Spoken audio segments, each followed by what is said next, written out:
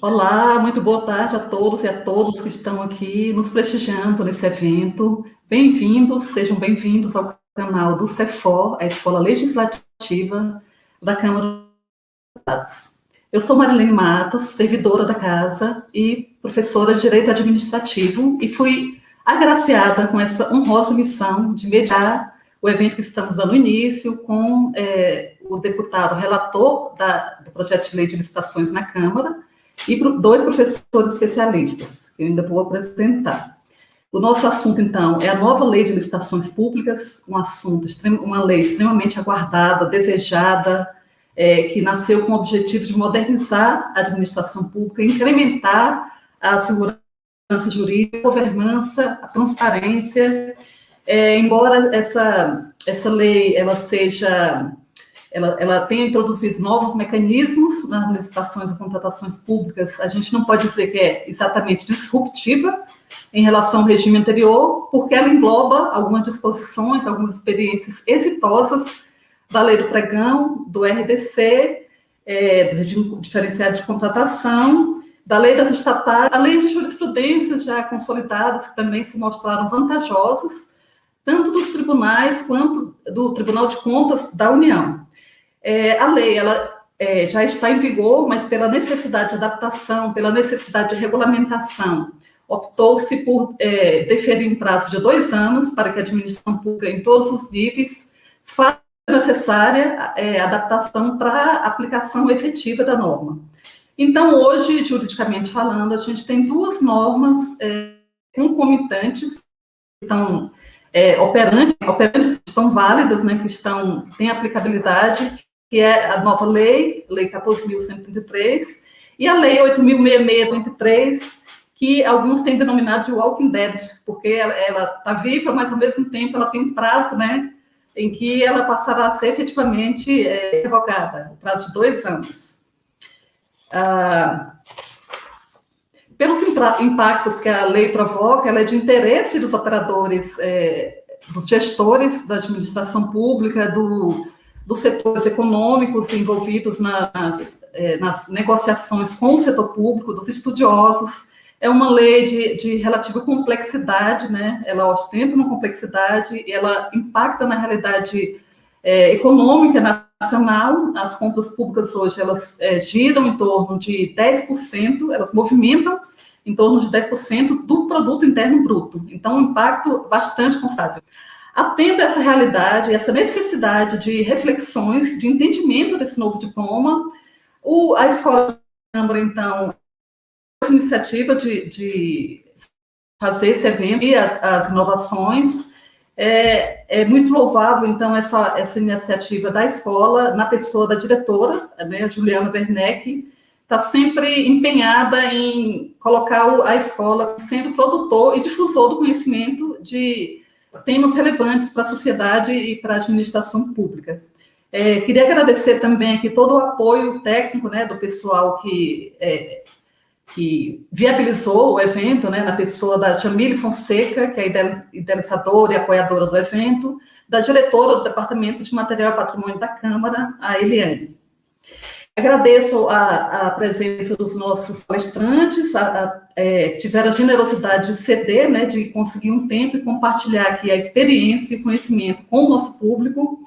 E para a abertura do evento, a gente tem a honra de contar com a presença do deputado federal Augusto Coutinho, deputado pelo Estado de Pernambuco, relator do projeto de lei na Câmara, e nos honrou também, reservando esse tempinho aqui da atribulada agenda parlamentar, para contar da sua experiência, da sua visão política. A gente sabe que o processo legislativo é um processo extremamente complexo, porque não é um processo meramente técnico, né?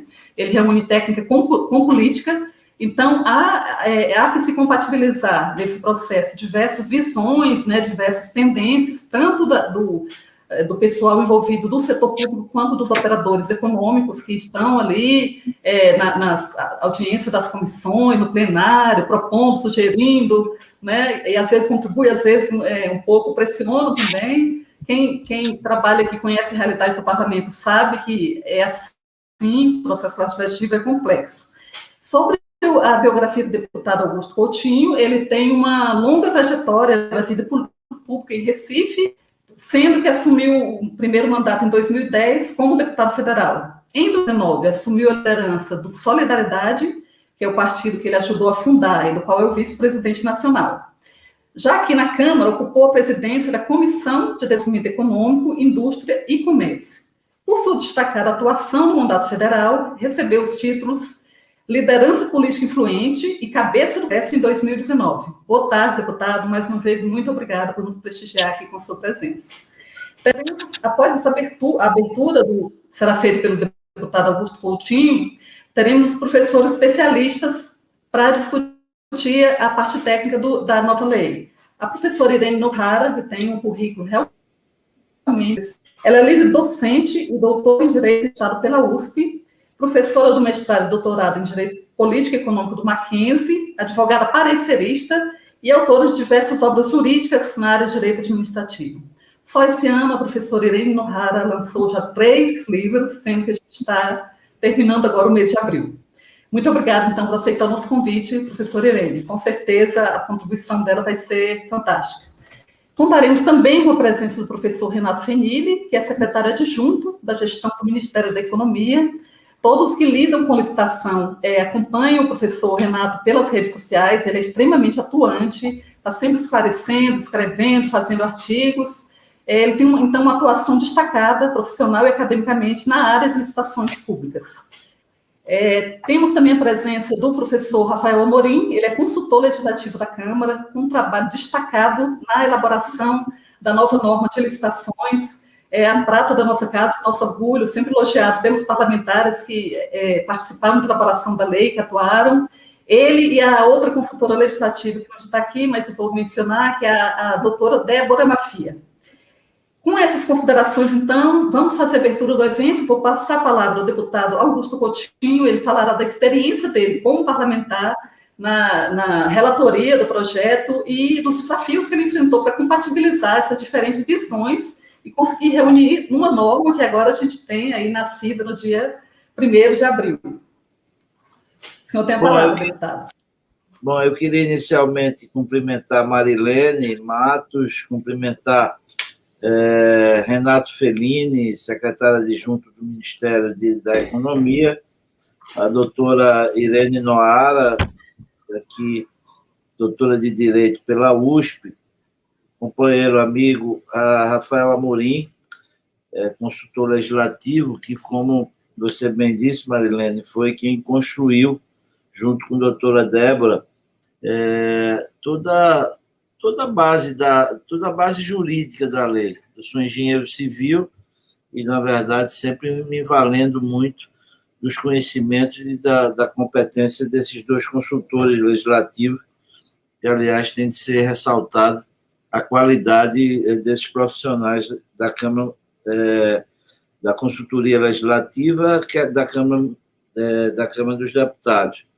Cumprimentar a todos que fazem parte aí do CEFOL, Centro de Formação, Treinamento e Aperfeiçoamento da Câmara dos Deputados, e que é um prazer muito grande a gente participar. A lei de licitações foi um esforço de muita gente, um esforço conjunto, que a gente conseguiu construir, a gente conseguiu fazer com que os nossos pares deputados percebessem, e senadores também, da importância de que era a gente oferecer ao país uma nova legislação. No setor de licitações, nós tínhamos a conhecida Lei 8666, que era uma lei que já estava antiga, ela cumpriu um papel importante, era uma boa lei, mas o mundo mudou, o mundo se modificou, hoje as informações são mais rápidas, são mais fáceis, e a gente teria de fazer uma legislação para adaptar na realidade desse mundo, depois de uma longa vida da Lei 8666. Então, é um projeto que, inicialmente, veio do Senado Federal, e na Câmara nós procuramos aperfeiçoá-lo, melhorá-lo. Nós tivemos a oportunidade de debater muito essa questão. Inicialmente, nessa comissão, para quem nos está ouvindo, nós começamos na legislatura anterior, ou seja, eu era, inclusive, presidente da comissão e o deputado João Arruda era o relator dessa comissão. Nós percorremos o Brasil todo, nos dividimos com as subrelatorias e fomos andando pelo Brasil todo, discutindo, ouvindo sugestões de todas as entidades. Então, eu acho que foi, de fato, uma lei que a gente teve uma participação efetiva da sociedade organizada nessa construção, ou seja, desse texto dessa lei. Depois, não conseguimos votar ela em plenário ainda na legislatura passada, quando eu me reelegendo deputado, o deputado João Arruda foi candidato a governador do Paraná, e eu assumi a relatoria dela na Câmara para que a gente retomasse as conversas e fizesse com que pudesse votar essa nova lei. Nós, inicialmente, inclusive, combinamos com o presidente Rodrigo Maia que não fazia sentido, depois de toda uma construção que foi feita, de muito trabalho, de muito esforço, de muito recurso público também envolvido em toda essa discussão, não faria nenhum sentido a gente reabrir toda essa discussão. Mas era importante que a gente desse a oportunidade aos novos deputados que estavam chegando nessa legislatura, que houve houve na Câmara muita gente nova chegou, né? E aí a gente precisava deixar com que os novos colegas que também pudessem ajudar e oferecer sugestões sobre essa lei. Então, fizemos essa discussão interna, não é? E até quando ela estava madura, a gente conseguiu aprovar a legislação na Câmara dos Deputados. Depois a matéria foi para o Senado, e no Senado ela passou algum tempo, e a gente sempre pressionando o presidente Davi Alcolumbre de que era importante tocar essa matéria. No Senado, a relatoria era do senador Anastasia, e como a matéria veio do Senado, a Câmara modificou, ela voltou para o Senado.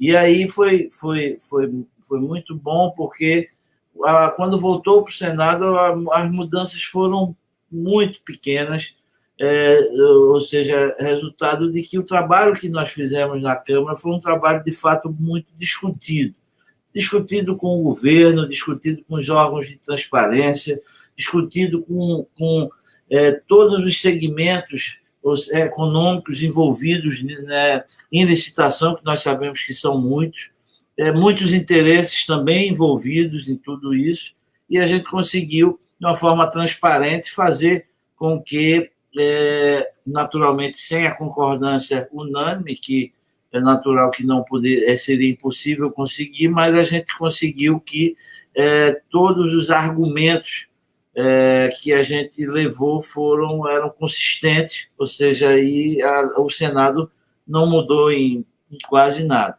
Então, a lei agora foi sancionada pelo presidente da República, algumas mudanças houveram, interferências, inclusive, do próprio governo, em pontos que o governo, na ocasião, queria mudar e nós não cedemos, e o governo depois vetou agora, mas nada desses vetos, no meu entender, Rafael pode dizer isso também melhor do que eu, mas nada muda a concepção da lei. Então, são vetos, alguns de ordem só técnicas, então eu acho que ficou boa a lei é muito boa, ela é atual, ela traz mais transparência, ela traz uma maior agilidade. É natural que não é uma lei que a gente vai acabar com o malfeitor ou a pessoa que esteja mal intencionada na gestão de uma licitação. Mas a gente procurou fazer da forma mais transparente possível e deixando, inclusive, os detalhes muito claros, né? Como seria, ou seja, a atuação dos órgãos de fiscalização. Então, eu acho que é um avanço para o nosso país. Estou muito feliz com ela. A gente está, inclusive, tem a intenção de fazer um livro sobre ela, com todos os detalhes disso.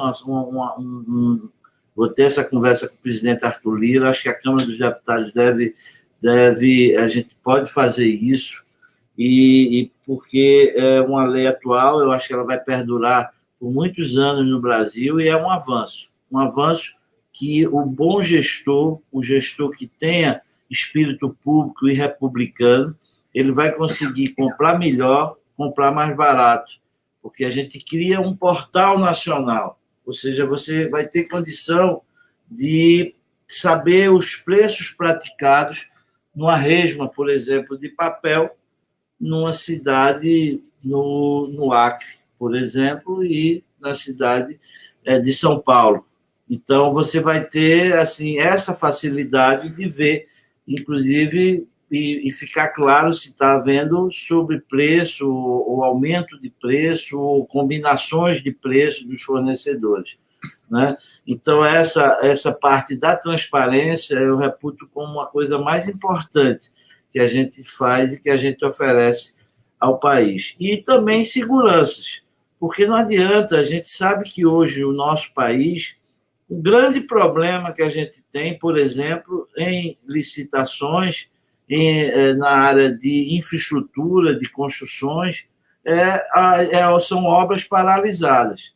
Muitas vezes recursos públicos, vultuosos recursos que são destinados, né, para fazer uma obra, e a gente lamenta em ver isso. Isso é recorrente a todo momento, de você ver obras paralisadas, obras que estão se deteriorando, porque o dinheiro já foi aplicado, porque elas não andaram. Muitas vezes, não é só culpa do fornecedor, culpa, no caso do construtor, da empresa que está fazendo. Muitas vezes, a culpa é do próprio Estado, é do próprio governo, que não paga, que não cumpre, não faz não cumpre as suas obrigações. Então, a gente procurou deixar isso tudo muito claro. Tem de se ter a obrigação de cobrar, pagar o justo e receber. E aí a gente cria, inclusive, uma coisa inusitada, que você tem na Europa e nos Estados Unidos, mas no Brasil não tinha, que é o seguro, para você ter a segurança de que essa obra vai ser entregue ao poder público. Então, é uma coisa nova. Isso precisou ser construído junto com o Ministério da Economia, junto com as resseguradoras, para construir essa nova ideia. E eu acho que é uma coisa também que é uma coisa que é um avanço muito grande. Então, eu diria que assim, a gente procurou, a Câmara dos Deputados, fazer com que a gente facilitasse mais essa relação. Mas volto sempre a dizer, sempre com responsabilidades, ou seja, responsabilidade de quem contrata e responsabilidade de quem fornece. Não é? Isso é que é fundamental. E de definir e punir muito severamente quem assim não faz. Né?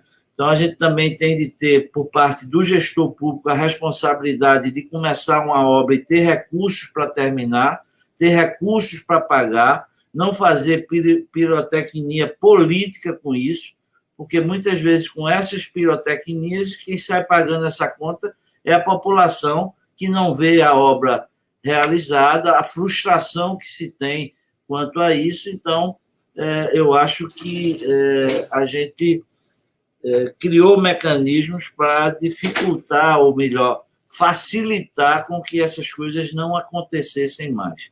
Então, assim, seria essas minhas observações, e dizer que, para mim, é um prazer muito grande aí participar com vocês, estaremos sempre à disposição, e que o doutor Rafael, ele tem, eu diria que, tanta ou mais conhecimento da lei do que eu, porque nós fizemos isso juntos, e sempre, quando era para dar a arrumação jurídica eu deixava com ele, com a doutora Débora, e eles fizeram isso com muita competência. Muito obrigado, foi um prazer. Muito obrigada, deputado, por sua contribuição. É bom as pessoas entenderem que a lei, não existe lei perfeita, existe lei possível, porque ela é objeto de um procedimento, de um acordo complicado no Poder Legislativo. Então, a lei, ela traz avanços importantes. O deputado mencionou essa questão de obras paradas, que é um problema crônico do Brasil, e que a lei traz mecanismo, né, o seguro-garantia, para tentar resolver esse problema. Os nossos palestrantes vão entrar explicando com mais detalhes essas questões. Então, vamos passar agora para os nossos professores. O deputado falou a questão das obras, se a gente pode fazer o link desse assunto com o planejamento. Antes disso, eu vou fazer aqui um pequeno parêntese. Rafael Amorim, você quer complementar alguma coisa do que o deputado falou sobre essa questão, sobre o processo legislativo de aprovação da lei? Boa tarde, Marilene. Boa tarde, Renato. Dois colegas da Câmara que muito nos honram. Boa tarde, professor Irene. Boa tarde, deputado Augusto Coutinho e demais colegas de suporte. Não, Marilene, eu fico à disposição de vocês, também do deputado Augusto Coutinho. Eventualmente, se tiver alguma dúvida, alguma coisa que possamos contribuir, é só me convocar aqui, mas estou plenamente atendido aí pelas considerações do nosso líder aqui na tramitação da nova lei de licitações. Obrigado. Tá certo, muito obrigada, Rafael. Então, fazendo o link com esse assunto do planejamento, e que a falta de planejamento, ela dá problemas, né, acarreta problemas na atuação administrativa e na conclusão de obras públicas. Tendo em conta essa realidade, já havia normativos sobre governança, sobre planejamento, mas a nova lei ela veio a colocar ali, de forma específica no diploma regulador, o planejamento como princípio e a responsabilidade pela obrigatoriedade agora da governança. Aqui eu lembrei de uma frase do filósofo Sêneca, né? Não há bons ventos para quem não sabe para onde vai. Então, esse é o norte, né, da lei em relação ao planejamento. Obrigar com que o gestor tenha um planejamento responsável. Eu queria que o professor Renato Fenili nos explicasse como veio tratado, né, de forma mais aprofundada, planejamento e responsabilidade na nova lei de licitações. Boa tarde, Marilene. Boa tarde, Rafael. Boa tarde, deputado. É um prazer aqui estar dividindo o painel com a professora Irene. Queria saudar primeiro aqui todos os meus colegas da Câmara dos Deputados que estão nos assistindo. Queria mandar um abraço para a Luciane, diretora do DEMAP, minha ex-chefe, e em especial aqui realçar o prazer que é encontrar aqui no chat. Estou acompanhando também em outra janela o chat do YouTube e ver vários colegas meus aí, Lúcio, Rômulo, Escudeiro, um monte de gente aí que foram e ainda são espelhos de como deve se agir aí na seara pública. E, logicamente, tem que enaltecer aqui, o grande trabalho da Central de Compras da Câmara, que foi minha casa, lá eu aprendi muita coisa, que continua brilhando, talvez como a unidade de mais alta performance que eu conheço em termos de compras públicas. E, logicamente, isso aí me dá um problema, porque agora eu estou na frente de outra Central de Compras também, então isso aí agora eu acabei de notar que vai me dar um problema agora no Ministério da Economia. Mas isso aí depois eu resolvo, Bom, vou tentar ser mais sucinto aqui, porque com certeza eu vim aqui mais aprender com a professora Irene do que eu falar. Então, eu estou ansioso por ouvi-la, na verdade. O planejamento, eu acho que para começar, essa lei aqui, estão falando, eu acho que é uma alcunha que vai pegar muito bem nela, é a lei da governança, Essa é a lei da governança. Ela veio para isso, justamente. É uma lei que tenta tirar uma hipertrofia histórica que o país sempre teve na etapa da seleção do fornecedor e minimamente colocar em patamares, equânimes aí também o planejamento e a gestão do contrato. E isso, é feito com muita maestria por essa lei. E isso causa, às vezes, em órgãos e entidades que não têm essa faceta de governança tão exercitada, tão desenvolvida, um impacto grande. Tanto que um dos discursos que fala assim, como que os municípios vão se adaptar a tudo isso, que tem que agora ter plano anual de contratações, tem que ter matriz de alocação de risco, tem que ter um monte de artefatos que, na verdade, aqui em sede federal, a gente tem, de uma maneira mais proeminente, recomendações desde 2015, mas que ainda o Brasil engatinha, né? Tanto que eu posso dizer, com conhecimento de causa, que grande parte do Brasil não tem um plano anual de contratações. Aliás, grande parte do Brasil fazia certames presenciais até 2019. Então, esse é um nível de maturidade intrínseca que a gente pode pegar dessa lei. E aí a gente tem, na verdade, eu vejo, essa lei, ela absorveu, sim, grande parte das recomendações jurisprudenciais do Tribunal de Contas da União. Se a gente pegar, e eu falei isso ontem num painel que eu tive com o ministro Zimmer, se a gente pegar essa lei e falar assim, qual que é o modelo de governança dessa lei? Né, assim, pegar como variável dependente a governança e independente os artefatos que teriam, ou eventualmente outros construtos. A gente vai bater, talvez, com o mesmo modelo de governança ou algo muito congênere ao Acórdão 2622 de 2015. Então, é muito próximo. A gente vai ter o quê? Um PLS, Plano de Logística Sustentável, que tem que ter, a gente vai começar, né, a decair mais umas 7 variáveis. Tem que ter um plano estratégico de compras, o que vai comprar em longo prazo, e etc., alinhado com o plano institucional, né, do próprio órgão ou entidade. Tem que ter um bom plano, tem que ter gestão por competências, a gente está no artigo 7º e 8º da lei, né, até o 10º, na verdade. Tem que ter, né, uma boa gestão de riscos, tem que ter uma boa gestão contratual em termos, né, de variável preditora, aí tem sanções e etc., e aí você tem que também ter estrutura em termos de repartição de responsabilidade e autoridade. E é exatamente, né, talvez, o mesmo modelo de governança que a gente tem do Acórdão 2622 e o que se seguiram. Foi um acórdão replicado, vamos dizer, conteúdo replicado e lapidado ao longo dos últimos 6 anos, na verdade. Então, assim, é uma lei que assim, absorveu muito das INs, das instituições normativas das SEGES. Na verdade, muito das INs das SEGES vieram como fruto das recomendações do TCU. Então, se hoje a gente fala de gestão de risco, se a gente fala de plano anual de contratações, isso aí, a gênese não foi uma IN da SEGES, né? Gostaria muito que tivesse sido, assim, logicamente, foram recomendações jurisprudenciais. E a lei traz isso de uma maneira muito, muito patente, né? A fase preparatória, como, né, bastante alargada, bastante dilatada, e eu diria que tem um aspecto de governança que tende a aclarar, e talvez a professora Irene possa falar um pouquinho sobre isso, que é um reconhecimento na lei que a administração, às vezes, não sabe, né, per si, a solução dos seus problemas, e tem que passar para o mercado, porque esse, sim, vai saber a melhor solução. A gente tem que saber, a administração, tem que saber especificar a necessidade, o nosso problema. E aí a gente tem o diálogo competitivo, né, talvez alguém toque nesse problema, mas eu acho que o diálogo competitivo nem é uma grande inovação, porque os prazos ficaram extremamente dilatados, a gente tem aí quase 140 dias de fase externa, mas a gente tem um PMI, tá? A gente tem uma possibilidade no artigo 21 que deixa claro que a gente pode pegar artefatos da fase e durante a fase preparatória e fazer uma audiência pública, como aqui, por exemplo, colocar uma consulta pública via internet e discutir trechos de um ETP, como a gente faz na central de compras. Eu acho que essa é uma faceta grande de inovação, e também atrai coisas do RDC que foram extremamente atrofiadas ao longo dos anos, como maior retorno econômico. Eu acho que é uma coisa que está passando muito assim ao largo da lei, tudo a mesma coisa. O Brasil quase nunca fez um certame para o maior retorno econômico, e talvez seja uma das grandíssimas possibilidades de inovação e de reconhecimento da assimetria, né, de informação que a gente tem junto ao mercado.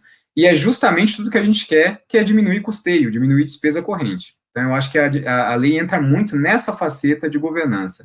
Em especial sobre obras, acho que o deputado ele falou com maestria também, né, tudo, assim, a lei avança muito, pode fazer um capítulo à parte, eu acho que ela dá, talvez, assim, uns 3 passos em governança e uns 5 passos na temática de obra. E a gente tem que, durante o curso da lei, ainda na Câmara dos Deputados, foi exarado o Acórdão 1079/2019 do TCU, que escancarou essa situação de obras paralisadas no Brasil. Eram 14 mil obras de alguns sistemas só, na Caixa e etc., FNDES, se eu não me engano, e aí entraram nas celeumas que foram endereçadas em certo aspecto pela lei. Né, projeto, eu acho assim, a contratação integrada que foi absorvida na lei, quando bem feita, com um bom anteprojeto, o próprio DENIT já provou que isso aí é um método muito fortuito. A gente tem o Step-in Right, como você falou, né, do seguro-garantia, eventualmente, quando, né, tudo bem que o Step-in Right ficou muito reduzido. Step-in Right é quando você tem a seguradora, eventualmente, podendo assumir, né, a obra e terminar a obra.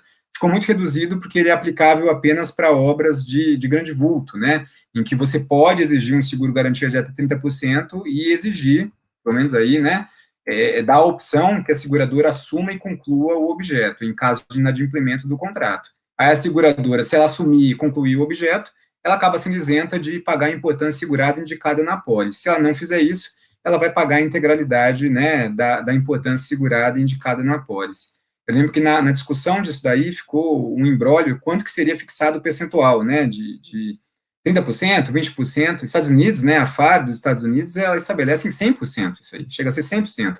Mas aí você vai criar, obviamente, uma restrição enorme de competitividade em termos de mercado de seguradora.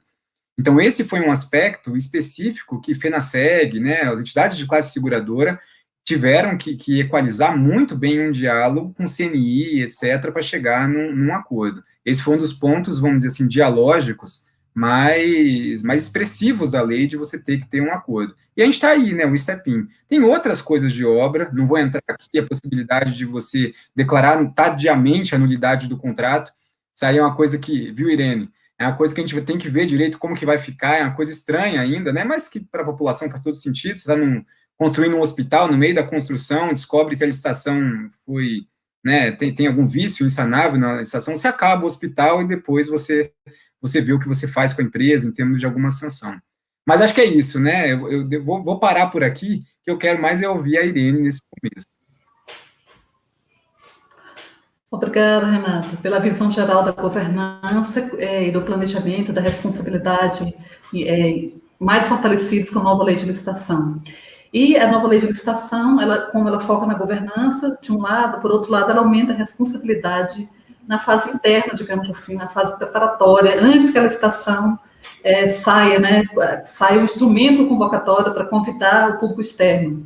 E aí surge uma nova figura criada pela nova lei de licitações, que é justamente o agente de contratação. Há diversos instrumentários discricionários na nova lei, né, que a professora Irene vai poder falar melhor, mas, dentre eles, a possibilidade de um contrato ter um prazo de duração alongado até 10 anos, podendo, né, ser alongado até 10 anos, e, por um lado, isso também reforça a necessidade de preparação dos agentes internos que vão lidar do agente fiscalizador do contrato, e isso gera um temor, né, que pode reforçar o fenômeno conhecido como apagão das canetas, né?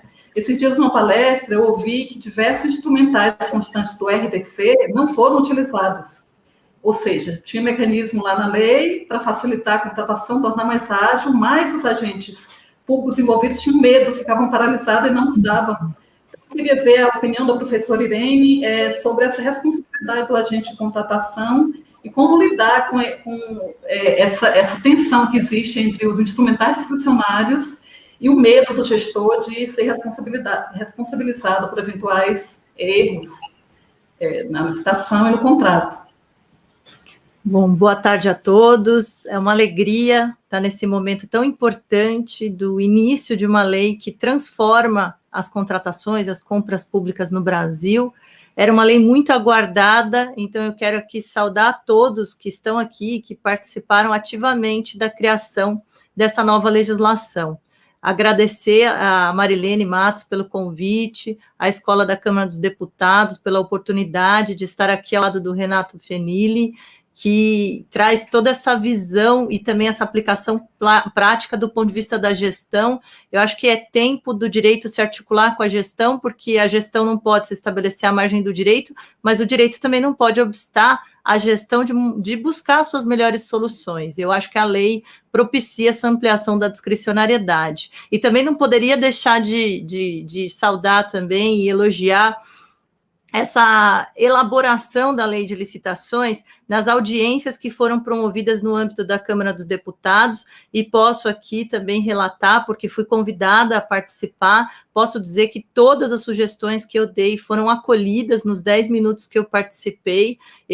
Foi a primeira vez que eu participei numa audiência na Câmara dos Deputados, e eu pude ter acolhido tudo aquilo que eu sugeri, todos os deputados envolvidos trouxeram ali uma abertura muito grande para ouvir a comunidade científica, não só no eixo Rio-São Paulo do direito administrativo, como por vezes é mais tradicional, mas no Brasil como um todo, não só do ponto de vista da área jurídica, mas também de diversas áreas, como a área de engenharia, o Banco Mundial, a área da transparência internacional. Então, assim, o Tribunal de Contas, as associações todas, associações de advogados públicos. Então, foi realmente algo que merece um livro, como o deputado Augusto Coutinho está aqui nos dizendo, para relatar o sucesso que foi o acolhimento de todas as orientações da sociedade civil, de todas as sugestões, a ponto de ser uma compilação de 3 diplomas e que incorpora também, não só 3 diplomas, mas tudo que foi testado de mais avançado que existe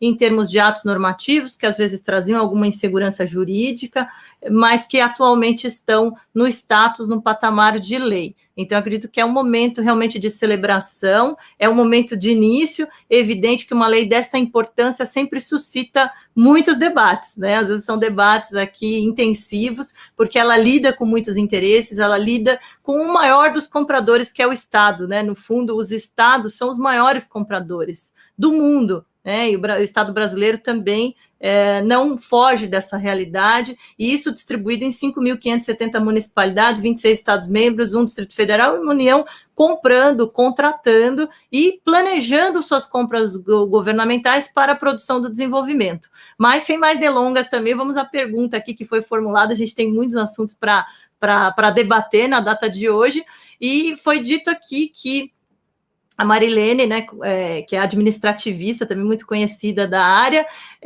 relatou essa questão do agente de contratação, que é uma transformação inspirada até no pregão, que você tem o pregoeiro e sua equipe de apoio, atualmente para as licitações menos complexas, que não são de bens especiais, nós vamos ter um protagonista, que é o agente de contratação, e daí o foco na gestão, no sentido da capacitação, no sentido da escolha, no sentido da segregação de funções em relação às atividades de execução e de controle, tendo em foco a perspectiva da governança, que é uma novidade nessa lei de licitações, ele que vai ser um empoderado para ter o apoio da equipe, e a sua responsabilidade será uma responsabilidade pessoal em relação aos atos que são tomados. A comissão ainda existe para a contratação de bens e serviços especiais, para contratações mais complexas. A gente vai falar do diálogo competitivo também, que tem que ter uma comissão para ouvir o mercado, para modelar uma licitação. Mas fato é que existe esse fenômeno. Esse fenômeno é muito corrente, foi muito debatido quando da criação da LINDB, que inclusive se articula com os princípios presentes da nova lei de licitações, mas que traz essa vertente de certa forma, calibrar os controles, né? A ideia do controle é que seja um controle funcional, e tem até Twitter do Eli Bolado, que é muito engraçado, né, que ele fala algumas coisas ali, na verdade não é o Eli Lopes Meirelles, que faleceu em 90, mas alguém que pegou a imagem do Eli, colocou aquele óculos lacrador e traz as frases engraçadas, são engraçadas, mas são tragicômicas, né, e tem uma delas que fala que a dispensa de hoje é a improbidade de amanhã, e é um receio efetivo do bom gestor, daquele que lida com as coisas públicas e que efetivamente, às vezes, tem a sua mão ferramental importante para ser utilizado, mas tem receio diante da ausência de harmonia das decisões do controle. Então, é muito importante que o controle também se articule, controle não apenas do Tribunal de Contas, mas também dos demais órgãos de controle, para garantir uma segurança jurídica àquele que atua na administração, e para isso a lei, de certa forma, ampara o agente de contratação, a autoridade pública, que, se decidir amparado num parecer exarado da assessoria jurídica e tomar essa decisão, agora a gente vai ter, de acordo com a lei, a possibilidade de defesa pelo órgão da assessoria jurídica, né? Era algo que já se pleiteava há muito tempo, quando do trâmite da LINDB havia essa previsão que depois foi vetada pelo então presidente Michel Temer e que agora volta de forma mais explícita no âmbito da lei de licitações. Houve um veto, inclusive, quanto ao desdobramento do parecer. Também participei de muitos debates sobre esse tema, porque antigamente, antes do veto, a disciplina da lei de licitações especificava como que deveria ser, de forma pormenorizada, a conclusão do parecer, como que ele deveria ser formulado. E se entendeu que esse excesso de discriminação e pormenorização iria, de certa forma, violar a autonomia dos entes federativos, o que é um argumento possível de ser trazido à medida em que a Lei Geral de Licitações é uma disciplina de normas gerais para todos os entes federativos, mas, de certa forma, aqueles que defendiam a necessidade dessa pormenorização era justamente pelo fato de que o parecer vai amparar e vai delimitar a responsabilidade dos que agirem, e nem sempre as outras estruturas administrativas contemplam ali todo o cabedal de qualificação comparável à União. Então, a gente vê a realidade dos municípios que são muito mais precários em termos materiais e humanos e de recursos, e que, às vezes, esses mesmos pareceres que vão lastrear uma possível responsabilidade ou não, são pareceres que são genéricos, são pareceres que não são conclusivos, são pareceres que ficam em cima do muro, ou mesmo aquela visão ultrapassada dos órgãos de assessoramento jurídico como o setor do não pode. E, no fundo, a ideia não é só dizer que não pode, mas como que isso pode ser feito dentro do ferramental existente na seara jurídica, porque às vezes não pode de uma forma, mas de outra forma há a possibilidade sim de realizar determinado procedimento e de se chegar a um resultado bom, desde que sejam respeitados certos requisitos, né? Então, foi o que aconteceu no âmbito do veto. Atualmente, nós temos o diálogo explícito dos princípios presentes no artigo 5º da Lei de Licitações, que agora tem o seu número, né, 14.133, todo mundo estava com medo de ser algo 8666 ou 14.666, não foi, veio no dia 1º de abril, que deixou a gente um pouco constrangido, porque a gente não queria essa pecha, mas como disse a Marilene, né, tá na seara do Walking Dead, aí 2 anos de vigência. Eu achei interessante que pudesse efetivamente aplicar logo a legislação nova, até porque ela não inovou tanto, são alguns pontos só que são efetivamente inovadores, mas o fato de já ser discriminado aquilo que era debatido no âmbito da jurisprudência em artigos de lei, isso já garante uma certa blindagem, mas fato é que há necessidade de mudar, como se diz, né, a mentalidade, o mindset do controle em relação ao bom gestor, viabilizando as oportunidades que a nova legislação assegura dentro de uma visão de self-restraint, de self-control, né, de se controlar, de autocontenção, no sentido de respeitar as decisões, as opções que são válidas dentro do que se costuma dizer que é a discricionariedade administrativa, para que não traga esse fenômeno da administração do medo, ou o fenômeno até do controle, como se costuma dizer, né, os engenheiros de obra pronta, são pessoas que vêm com controle a posteriori, que não são incapazes de se colocar no lugar da pessoa e ver quais foram os obstáculos enfrentados e considerar com alteridade que as soluções tomadas eram aquelas que eram possíveis dentro de determinado contexto, claro que nos limites presentes na lei. Então, só vou, assim, terminar essa parte aqui, porque a gente tem várias questões, mas a gente poderia ficar o dia inteiro, porque nós estamos muito ansiosos para debater, para compartilhar ideias e para ouvir todos os que estão aqui nesse painel tão qualificado para debater a nova lei de licitações. Com certeza, professora Irene, a gente ficaria muito mais horas aqui. Ouvi-la, então, é um prazer, é uma aula, assim, sou fã número 1 da professora Irene. Ela é realmente uma enciclopédia ambulante nessa área de direito administrativo. E eu não sabia desse perfil ali bolado, vou até procurar, achei bem interessante, vou ver esse perfil. E a professora Irene falou na questão de mudar o mindset, né? E realmente é isso, né? A lei, ela não vai conseguir sozinha introduzir as mudanças, vai ser necessária uma mudança de cultura, né? para que seja efetivamente utilizada as facilidades que ela dá e que o gestor não fique paralisado com medo da responsabilização. A nova lei, ela procura também estabelecer uma aproximação maior entre o setor público e o setor privado, depois o Renato pode falar melhor sobre isso. Ela procura diminuir a litigiosidade e, para isso, ela prevê expressamente as soluções alternativas de controvérsias.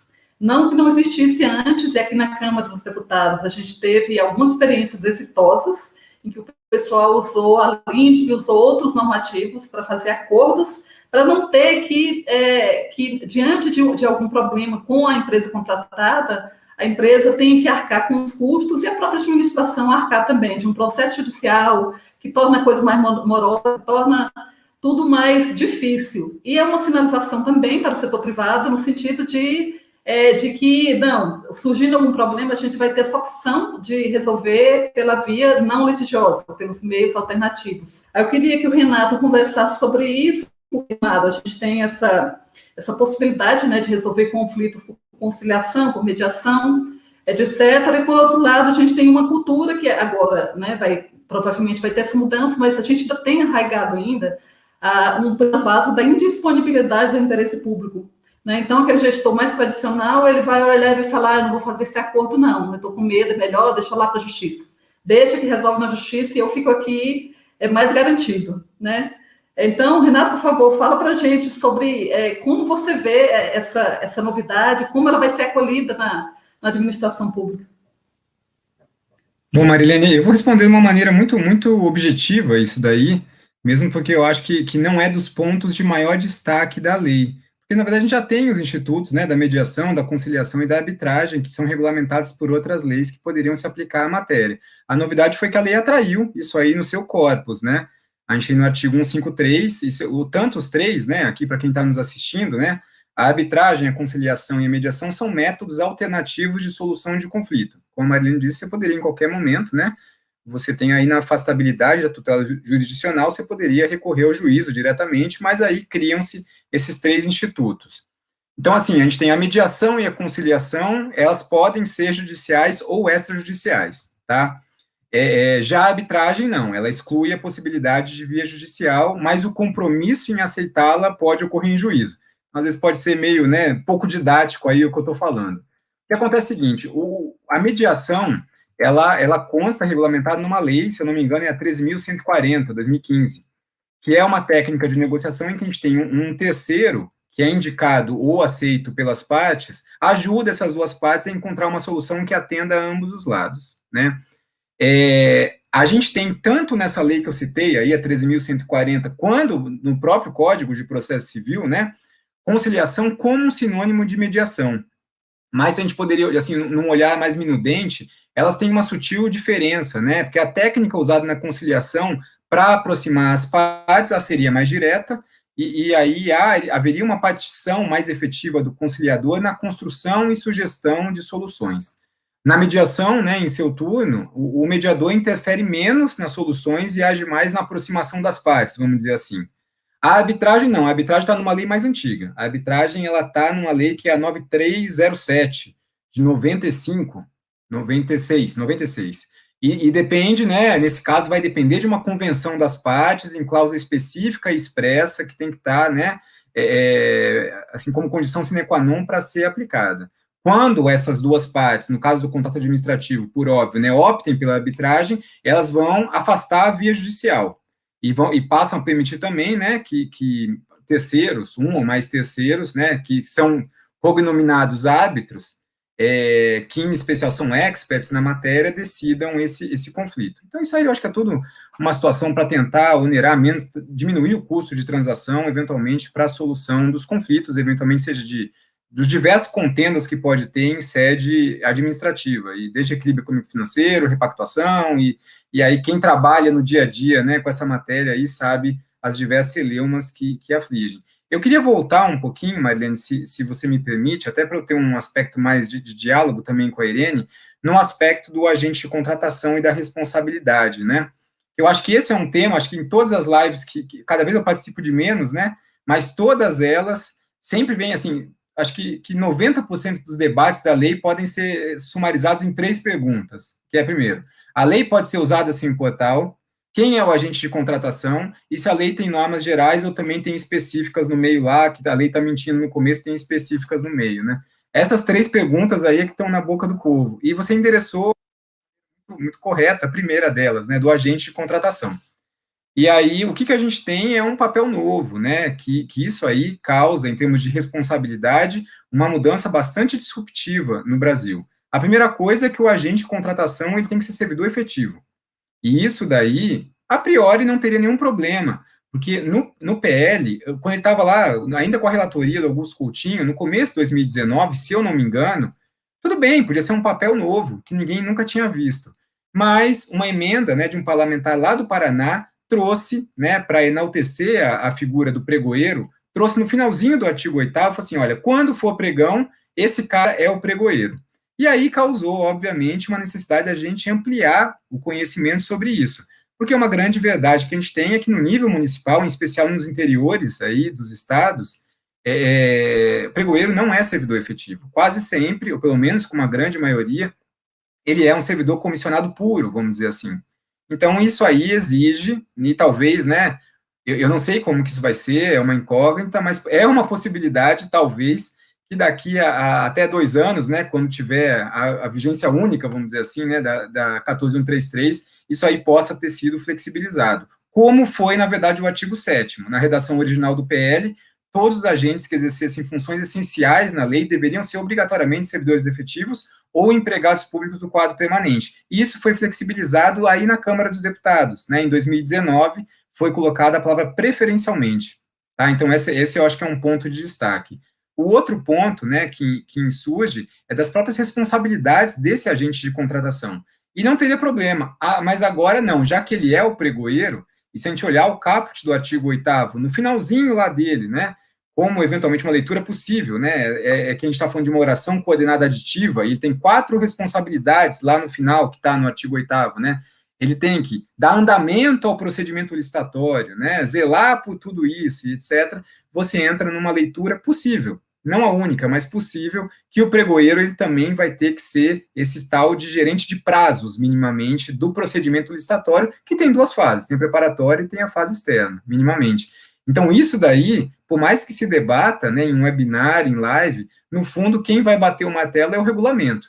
Então, assim, é uma matéria que é carente de regulamento, e a gente tem, obviamente, uma situação em que esse regulamento que vai dizer qual que é o papel. Se o pregoeiro, vamos dizer assim, né, já que a gente é bastante aficionado por pregão, ele vai só, né, dar uma olhada, tudo, e controlar prazos do processo, falar assim, está muito tempo na pesquisa de preço, vamos embora, gente. Ele vai fazer um termo de referência, eu acho que não, ou ele vai se subsumir e ficar apenas na fase externa, que eu também acho que não é o que a lei está trazendo num papel diferente de contratação. Então, é isso, né? E última coisa que eu posso pontuar, a Irene tocou muito bem, né, que agora o artigo 10º da lei traz a possibilidade de advocacia pública, né, assim, quando o servidor público tiver participado, né, nos procedimentos, precisa se defender nas esferas administrativa, controladora judicial, etc., a advocacia pode promoverá, na verdade, né, a critério do agente, a sua representação judicial ou extrajudicial. Tem um probleminha aí na lei, porque ela diz que o agente de contratação, ele pode ser de 2 espécies, né? Ou servidor público efetivo ou empregado público do quadro permanente. Mas o artigo 10º só prevê que a defesa vai ser quando for servidor. Então, acabou que quando, né, você tiver um empregado público, na leitura estrita da lei, obviamente uma jurisprudência pode alargar isso, né? Justiça até. Né? Mas a leitura estrita da lei não prevê uma defesa por advocacia pública quando o agente de contratação for empregado público do quadro permanente. Aí pode perguntar, mas por que vai ser empregado público se na verdade, as estatais? É quando eles estiverem cedidos, né? Eu, na Central de Compras do Ministério da Economia, eu tenho pregoeiros lá, que são da Caixa Econômica e estão cedidos lá. Então, nessa lei, eles não estariam salvaguardados por advocacia pública, de novo, numa interpretação bastante estrita. É isso, viu, Marilene? Obrigada, Renato. Renato, me surgiu uma questão agora, você tocou no ponto das normas gerais e normas especiais, que realmente é uma discussão que não se esgota nunca, né? o que é norma geral e o que é norma específica da Lei 8.000, né, da Lei 8.066 e o que é agora, porque a norma específica, ela só obrigaria a União, né? Os órgãos federais não obrigaria os órgãos estaduais e municipais. Aí eu queria te perguntar, e também a professora, se essa obrigatoriedade do agente de contratação ser um servidor efetivo, ela se enquadraria em norma geral. E se ela for uma norma geral que vincula todas as unidades federativas, a implicação prática em pequenos municípios é evidente, né? Tem pequenos municípios que não têm estrutura básica de servidores efetivos. Já ouvi falar de prefeitura em que não tinha nada de servidor efetivo. Então, eu queria aproveitar e ver sobre esse ponto específico. E vou me arriscar aqui, Irene, vou passar a palavra para você rapidinho, tá? Muito rápido. Eu vou abrir meu coração aqui agora, né? Eu acho assim, numa visão que o Estado, a gente está, em termos de gestão pública, a gente ainda convive, né, no paradigma da gestão pública, né, do modelo gerencial da gestão pública, que ainda, logicamente, a gente tem outras escolas, né, de repente, a gente está no modelo de governança pública, é uma outra escola que vem aí, mas, no fundo, a gente está na mesma, né, sob a égide aí do Reinventando o Governo, que é um livro aí do final da década de 90, né, da Grã-Bretanha, e traz todo esse paradigma da gente absorver na seara pública boas práticas da iniciativa privada. É isso que a gente tem hoje, né, se bem que no Brasil é um misto, né, do burocrático, patrimonial e gerencial. Mas, se o Estado fosse uma empresa, vamos pegar assim, num sonho ilusório, e de repente, né, o CEO da empresa, ele publicou um normativo interno, e eu tenho dúvida de como aplicar. Cara, eu não sei, eu não entendi isso aqui. O que a gente faz? A gente pergunta para quem fez a norma. Fala, cara, como que é para aplicar isso daqui? Agora, quando a gente fala de direito, de leis, a gente não pergunta. Essa é uma coisa que pode parecer normal, né, às vezes para quem é do direito, mas em termos de gestão, talvez não faça muito senso.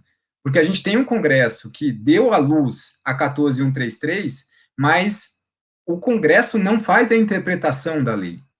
Essa que é a verdade, né? Quem interpreta a lei, na verdade, a gente tem outros atores institucionais sempre que fazem essa interpretação. E, na verdade, apesar do artigo 5º da lei trazer como princípio a segurança jurídica e ainda, como a Irene falou, né, os preceitos da LINDB estarem aclarados lá, que vão ser aplicados lá, e quando a gente vai na LINDB, no finalzinho da LINDB diz, olha, para prover a segurança jurídica, as autoridades que vão aplicar a lei, tem 3 mecanismos tão somente, que podem ser dilatados, né? Que é o quê? Regulamentos, súmulas e respostas à consulta pública. A consultas, melhor dizendo. Então é isso, na verdade, quem vai dar como interpretar a lei não é o legislador primário. Quem vai dizer como que interpreta essa lei acaba sendo, né, as instituições, que podem se valer, obviamente, de doutrina. Essa que a banda toca assim. Então, em nível federal, a gente tem a SEGES, né, onde eu estou lotado, que é o órgão central regulamentador de governo. Dos 57 atos infralegais, a gente está responsável no nível federal por 52. A gente tem a AGU, óbvio, né, a AGU, assim como possibilidade de responder à consulta, de emitir um parecer vinculante, etc., e o Tribunal de Contas da União. Obviamente, estou falando dos atores, talvez, de maior destaque, né, talvez eu tenha esquecido algum disso. E aí vem uma situação, assim, afinal, então todas essas perguntas, quem é o agente de contratação? Será que o legislador, ele quis essa figura agora folclórica? O legislador, qual foi a intenção dele? Será que ele quis que todo servidor fosse efetivo mesmo, para você usar uma suposta, né, estabilidade no cargo, para você ter menos pressão do agente na hora, eventualmente, né, de sofrer alguma pressão para desvio, ou não? Será que o legislador quis vincular a eficácia do contrato ao Portal Nacional de Conduções Públicas? Porque, assim, olha, essa é a grande coisa da lei, a espinha dorsal da lei, e sem ela, né, se eu não atrelar isso, o portal não sai, será? E a gente fica tudo no mundo de suposições. E aí, assim, é um custo de transação imposto ao Estado absurdo. A gente tem instituições funcionando caríssimas que ficam, né, incumbidas de tentar prover a interpretação de uma norma que não é deles, né? Então, assim, por mais que isso aí possa fazer senso e tá de uma maneira perene, arraigada, institucionalizada no nosso imaginário, inclusive como servidores públicos, no frigir dos ovos, isso daí, né, numa maneira bastante cartesiana, faz pouco senso em termos de custo Brasil. Então é isso, no fundo é só abrir meu coração, viu, Irene? Tá? Repara, não, foi só abrir meu coração aqui, né, como um mero pagador de impostos. Aí eu passo a batata quente para você, viu? Imagina, que isso, abrir o coração. É uma reflexão importante, essa questão da abrangência, né, como foi dito. E acredito que, assim, do prisma constitucional e jurídico, o grande embate se dá em relação ao que seriam normas gerais, né, porque a Constituição, no artigo 22, inciso 27, determina a competência privativa da União para legislar sobre normas gerais de licitações e contratos. A lei determina que licitação é um processo, mas, ao mesmo tempo, traz também aspectos da gestão que, por vezes, seriam de autonomia dos entes federativos. Ao mesmo tempo, o Tribunal de Contas, que tem essa atribuição realmente de orientar com as suas determinações, às vezes ele quer puxar com a súmula 222 toda a interpretação para ele, sem considerar a federação e os tribunais de contas estaduais. E esse mesmo embate aconteceu na Lei 8666, que foi uma lei também maximalista, não foi uma lei sintética a ponto de trazer só normas gerais, e inicialmente teve esse mesmo problema, né? A Marilene vai lembrar, que aí os juristas começavam a falar o seguinte, ou ela vai ver que ela é bem mais jovem que eu, então ela não vai lembrar, mas assim, os juristas falavam o seguinte, então o que não for norma geral que está presente na lei, cada ente federativo vai poder disciplinar da sua forma. Só que isso gera uma grande insegurança jurídica também, né? A que ponto a gente vai poder flexibilizar aquilo que está determinado e especificar o que é norma geral, o que é norma específica. Então, o que a gente percebeu na experiência da lei anterior? Que ela foi aplicada mais ou menos de forma padronizada, mas para responder essa questão da Marilene também, né? A questão do município, que de fato não tem servido. Gente, eu já dei. Aqui tem a escola, a oficina municipal, que tem projetos maravilhosos com a Konrad Adenauer Stiftung, lá da Alemanha, e aí já me chamaram para capacitar servidores de pequenas municipalidades em licitação. Eu quase chorava às vezes, assim, pela situação das pessoas que vinham capacitar. O programa era muito bom, né, tanto que me contratavam, me chamavam, eu fazia essas atividades, mas às vezes era motorista da repartição que falava, eu estava de motorista, aí agora eu faço parte de comissão de licitação, e é aquela situação do primado da realidade, né, que você fala, e agora, né, essa questão da necessidade de segregar funções, né, que atualmente na lei não tem esse sentido propriamente dito que eu estou trazendo aqui, né, mas que tem o sentido de o quanto essas municipalidades enfrentam agruras, que inclusive a nova lei determina um prazo maior para adaptação em uma série de quesitos. Mas eu acredito, Marilene, que vai ser o mesmo problema, que vai ser resolvido da mesma forma,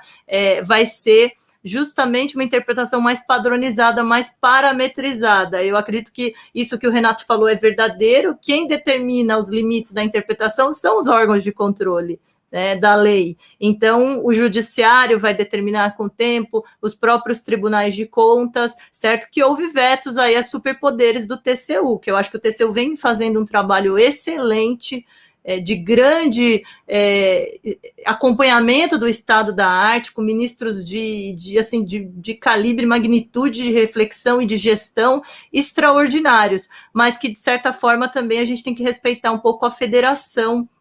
Mas é o mesmo problema da Walking Dead, da 8666, que a gente vai enfrentar novamente.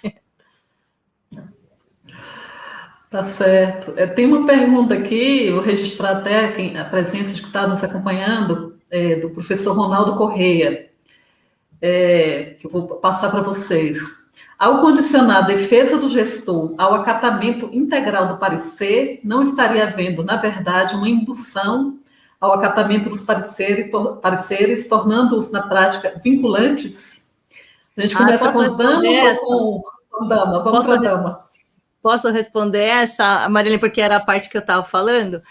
Teve um veto que foi justamente dessa questão do parecer, não sei se vocês perceberam ali, o veto que foi que o parecer seria não vinculante, mas que a autoridade pública deveria motivar devidamente para tomar a sua decisão, e aí atrairia a responsabilidade sobre ela da medida. E realmente, né, atualmente, esse parecer não significa que ele seria vinculante e o argumento do veto era similar a esse que é trazido aqui pelo Ronaldo. O que eu acredito? Eu acredito que a legislação, ela trouxe que se a autoridade pública, se o agente de contratação tomar as suas decisões lastreadas no parecer, ele está blindado, e isso significa que ele vai poder, blindado no sentido dele ter o apoio, porque a legislação traz a necessidade dessa articulação, né? Quando se fala das linhas, e essa parte é mais do Renato, aí da questão da gestão, que a lei foi bem avançada de trazer essas linhas de defesa diante das transformações ocorridas, a ideia é que o controle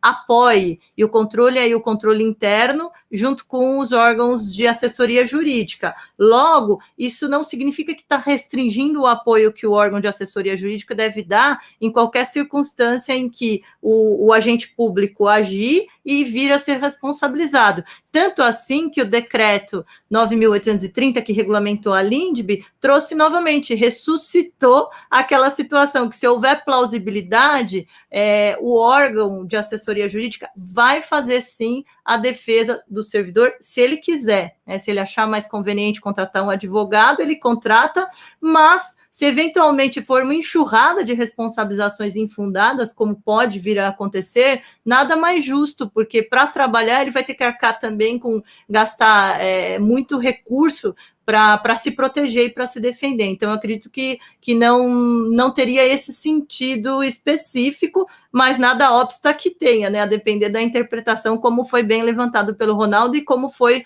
o argumento do veto em relação a essa questão do parecer, mas é um parecer não vinculante. Renato, alguma coisa quer falar sobre isso também, acrescentar? Não? Não, acho que a Irene falou tudo do assunto mesmo. Falou tudo sobre o assunto, né? Gente, quando a gente fala em contratos, em obras e tudo, vem a ideia de risco, né? Todo contrato, todo negócio, ele tem um risco. E, tradicionalmente, a forma de resolver esses riscos se entendia na sistemática da lei anterior, que era aqueles da teoria da imprevisão. E aí a lei inova, trazendo a obrigatoriedade de se estabelecer previamente uma matriz de risco no contrato, para contratos de grandes vultos, né?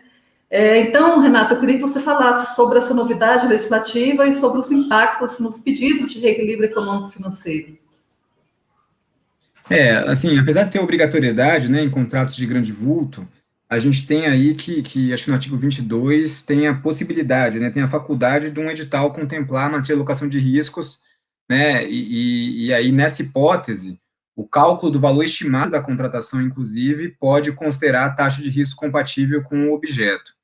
E isso daí carece de uma metodologia, é um dos atos, né, isso aí carece de uma metodologia pré-definida pelo ente federativo, de como que vai fazer isso daí.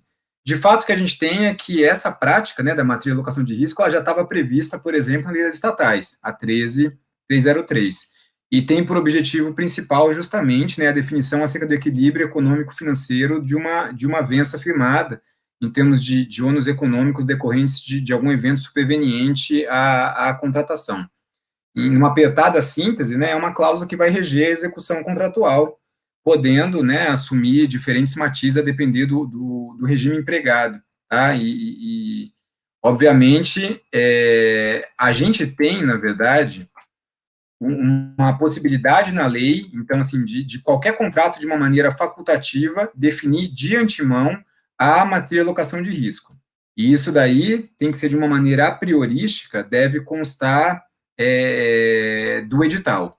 Obviamente, a gente poderia ter uma analogia aí, e não só falar de matéria de alocação de risco em editais, obviamente em ajustes diretos, né, uma dispensa, uma inexigibilidade, em que inexiste instrumento convocatório, ainda assim, eu poderia, né, compor esse instrumento contratual, desde que seja, obviamente, de conhecimento prévio do particular. O que a gente tem, e para ir mais de uma maneira mais objetiva, é que a matéria de alocação de riscos, ela era empregada também, por exemplo, na condição integrada do RDC. E aí você tem uma partição, a priori, vamos dizer assim, muito órgão hoje faz matéria de alocação de riscos errada, que publica no edital, às vezes assim, o risco de coisas da fase interna, E não, você vai ter que publicar a matriz de alocação de riscos durante a execução contratual. Então, às vezes, assim, o risco de o edital ser impugnado, o risco de não sair a publicação de um edital a tempo. Não, isso aí é para você discutir internamente, né? Isso aí não precisa vir a público, não. Discute aí na sua casinha e pronto. Agora, são riscos que, em geral, você vai ter, né? Basicamente dividido entre, né, 3 atores: o contratante, o contratado e uma seguradora. São basicamente esses 3 atores aí que vão assumir algum tipo de responsabilidade durante a execução contratual. Então, a gente pode pegar aqui, por exemplo, né, vamos pegar uma hipótese de um contrato de execução de melhorias no esgoto sanitário de um município, tá? E aí você pode fazer uma matriz de alocação de riscos. E você pode colocar, por exemplo, até alguma coisa mais em termos de condições climáticas, tá? Então, assim, você pode chegar num nível tal que, assim, olha, tem um risco, por exemplo, de ter chuvas durante a execução contratual que vão extrapolar em muito a série histórica de chuvas. Chovia anualmente nos próximos meses lá até tanto, mas e se chover muito mais, de quem que vai ser esse risco? Tá? De quem que vai ser? Então, até isso daí, que a priori entraria numa teoria da imprevisão, stricto sensu, não, você pode colocar. E fala assim, olha, cara, se isso aí realmente chover demais, a contratada, eventualmente, vai assumir todo esse ônus, sim, vai assumir. Eu não vou ter que pagar nenhum ônus, eu, administração pública. Então, na verdade, é aquele negócio, assim, a matriz de alocação de riscos, ela é a materialização do combinado. É isso, tá? Você combina antes, e a grande coisa é que uma vez que você combinou antes, praticamente você veda aditivos. E essa é a grande coisa. Uma boa matriz de alocação de riscos, ela diz tudo que deve acontecer. E aí você não tem tanto aditivos. E justamente essa é a situação da contação integrada. A gente pode pegar um outro exemplo, né? Alguém vai construir uma casa, na vida privada mesmo, tá? Vou construir uma casa. Aí vem a primeira etapa da execução da obra, que é a fundação. Aí você fala, tá, quanto que tá essa etapa? Eu pago aí, sei lá, 30 mil reais para fazer a fundação. Chutei um valor aqui. Só que na hora que a empresa vai furar, cara, o teu terreno é de adamantium. É um negócio absurdo, cara. Assim, e aí fala assim, não, porque aquele valor meu era para um terreno normal, esse aqui não é isso. Então, muitas vezes, você pode até colocar uma taxa de risco que você paga mais. Olha, eu pago tanto pelo risco. O DENIT faz isso com maestria. A gente tem várias coisas, né, da infraestrutura que fazem isso muito bem. Eles têm uma taxa de risco que você vai pagar mais para o contratado. E aí, mesmo se o cara furar, se ele achar, cara, que o terreno é de areia fofa, tranquilo, ou não, o terreno é de adamantio, ele vai receber a mesma coisa, porque ele já está recebendo a taxa de risco sobre isso. Então, no fundo, eu acho que isso aí é uma maturidade da gestão, né? Ela ganha em maturidade nisso aí. A complicação óbvia é a capacitação, tem que conhecer muito bem, tem que ter um bom know-how para fazer uma boa matriz de alocação de riscos. Por isso que você tem que ter um PDCA da gestão. Você tem que pegar o que o fiscal do contrato passou, muito provavelmente na avença anterior, de tudo que aconteceu, que pode acontecer de errado, e isso aí ser, né, injetado, reinjetado no planejamento da próxima contratação. E aí você fala, cara, aconteceu isso, a gente não tratou isso, agora tem que constar da nova matriz de riscos. É isso. Certo, eu não vou deixar de perguntar, porque eu já vi muita gente falando sobre isso. A matriz de risco, ela traz o risco para a fase de preparação. Então, realmente que esse risco ali previsto anteriormente pela matriz, ele não vai poder ser objeto de um pedido de reequilíbrio econômico-financeiro. Então, como está definido anteriormente, que a empresa contratada vai arcar com risco tal, ou seja, ela não vai poder pedir depois um reequilíbrio econômico-financeiro, isso pode ocasionar um encarecimento dos contratos administrativos? Como vocês veem isso?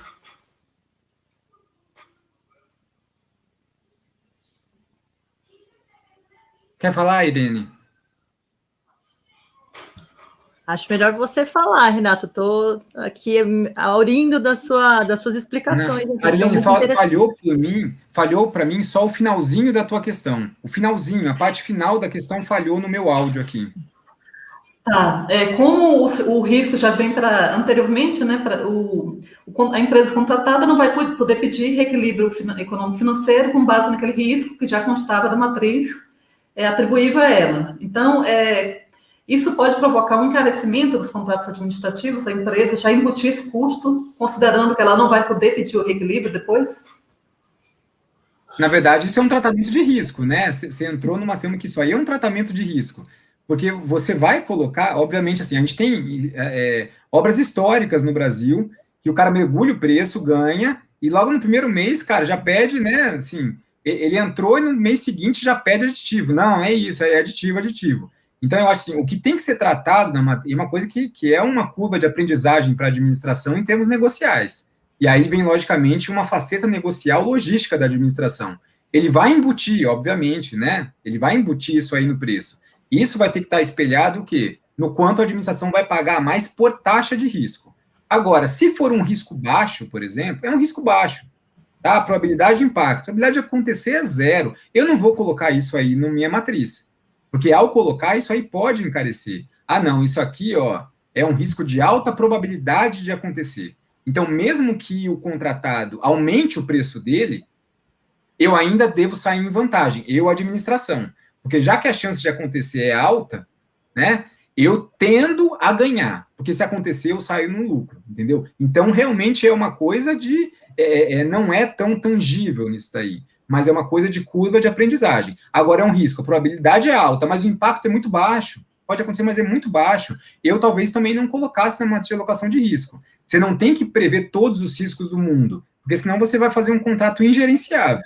Você tem que prever justamente aqueles riscos que tendem a ser inaceitáveis. Por isso que é uma matriz de alocação, né? Como a gente fala, em termos de gestão de riscos mesmo, você tem que fazer justamente a literatura da gestão de riscos, lá do IBGC, do COSO, da ISO, tudo, para ver quais são os riscos inaceitáveis. Porque tem riscos que podem ser positivos até, ou você tem riscos que, eventualmente, eles estão num nível de baixa probabilidade, baixo impacto, né? E aí o combinado dos dois não atrai. Esses daí eu não colocaria na matriz, porque você tem razão, vai encarecer o contrato e não faz sentido. Você vai colocar lá justamente os inaceitáveis. Aqui tem uma pergunta que, na verdade, você já respondeu, Renato, do Alessandro Escudeiro. Os riscos passarão a influenciar diretamente os custos, não? Então, o Renato acabou de responder essa pergunta. Escudeiro, para quem não sabe, aí que está assistindo a gente, é um dos caras que mais conhece de obras aí, né? Um cara do departamento de engenharia da Câmara, o DETEC, trabalha na área de planejamento há muito tempo, né? Trabalhei aí muita coisa com ele. Então, cara, abração para você, viu? Eu que fico feliz aí de poder somar alguma coisa, cara. Fica com Deus.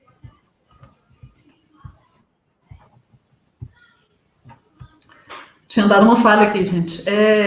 Passar agora uma pergunta à professora Irene, na verdade é uma pergunta pedindo uma exposição, que o pessoal quer saber também da inovação da nova lei. Ela cria uma nova modalidade de licitação. Essa modalidade vem na linha de diminuir a assimetria de informações entre o setor público e o privado, estabelecendo como se fosse uma parceria, né, para a administração poder recorrer aos clientes que às vezes só o setor privado detém. Então, eu queria que a professora Irene falasse sobre o diálogo competitivo e as vantagens para a administração pública. Olha, Marilene, parabéns pela organização dessa nossa atividade, que você está focando realmente nos pontos mais inovadores, né? Eu acho que a matriz de risco é essencial, como o Renato expôs. Acredito que ela só vai baratear para o lado da administração, à medida que as pessoas não vão abusar de reequilíbrios de fatos que poderiam ter sido antevistos e assumidos pelas partes, né? Então, eu também compactuo com essa resposta dele em relação, claro que depende de como será feito, mas aí, pela disputa das pessoas, você afasta aquele que, por chuvas que eram previsíveis, vai pedir reequilíbrio, por qualquer coisa vai pedir reequilíbrio. Então, por que os contratos administrativos, quando vão para a arbitragem, têm todos esses limites, sendo que no âmbito da seara das obras particulares existe toda a alocação de riscos e isso barateia, né? Então, do ponto de vista da gestão, acho muito positiva a matriz. Mas o diálogo competitivo é essa outra novidade, também muito polêmica. Já até me convidaram o Rony Charles, que é todo mundo conhece, né, que a área de licitação está organizando uma obra junto com o Matheus Carvalho e com o Bruno Belém, e temas polêmicos, né? Eles me convidaram até para falar se seria uma modalidade que é fadada ao desuso ou uma modalidade que apresenta uma certa utilidade. E eu, evidentemente, que sou entusiasta em relação à adoção do diálogo competitivo, mas não como solução para todos os males de contratação da administração.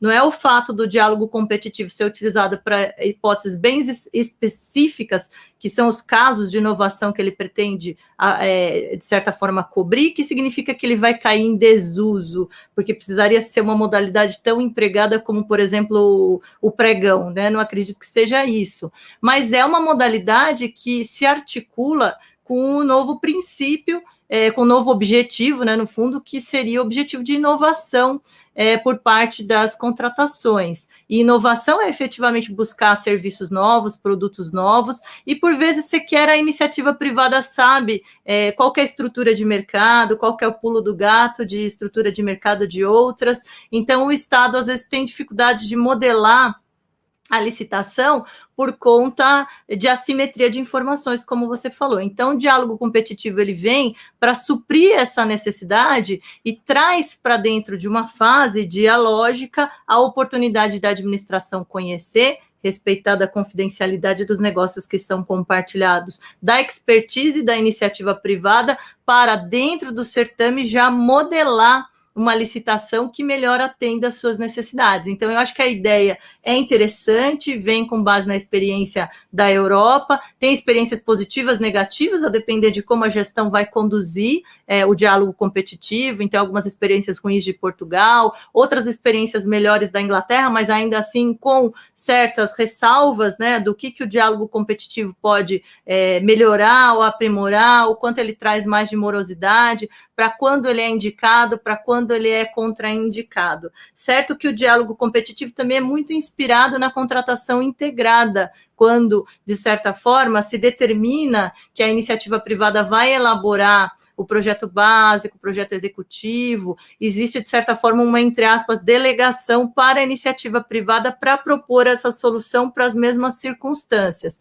Mas o diálogo competitivo é diferente à medida em que não existe essa delegação. O Estado vai promover a fase dialógica para tomar contato com o estado da arte, da expertise dos participantes. Ele, quando achar a solução, ele vai modelar para a segunda fase com os players, né? Essa é uma diferença do PMI, porque o PMI nada garante que você vai compartilhar da sua expertise enquanto empresa e você não tem certeza de que futuramente vai ter uma licitação, ainda que haja algumas vantagens a serem ofertadas em termos de remuneração futura, mas ainda é bastante incerta. Mas no diálogo competitivo, não.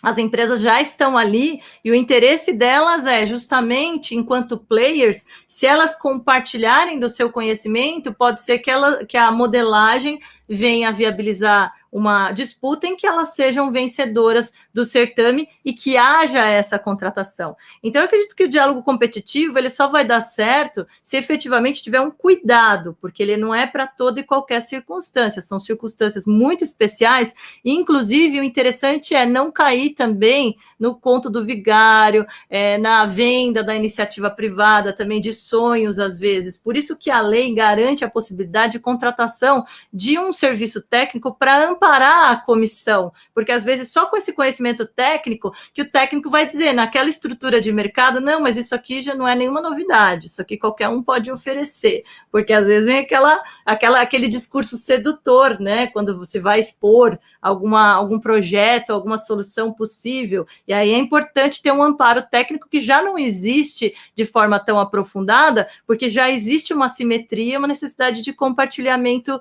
dessas informações. E depois existe o certame. Então, eu, particularmente, torço para que seja uma modalidade bem empregada para situações em que ela é indicada, e não para situações em que é contraindicada. Qual a situação que seria contraindicada? Fazer uma festinha fechada para as empresas que já se conhecem ali, que, no fundo, elas vão influenciar que haja uma contratação que, no fundo, não atende a uma necessidade coletiva, mas seja só realmente para garantir um diálogo entre amigos ali. E essa não é a ideia do diálogo competitivo. Na Inglaterra, eles falaram que em 50% dos casos há riscos de direcionamento. Mas o fato de haver risco não significa que a gente tem que jogar a modalidade no lixo. A gente tem que ter um olhar atento, não um olhar do Tribunal de Contas, tanto que houve veto, aquela determinação que o Tribunal de Contas iria ficar acompanhando desde essas fases iniciais, preparatórias, internas e de realização. Isso seria um certo obstáculo, porque quando você quer inovar, você também tem que pensar um pouquinho fora da caixinha.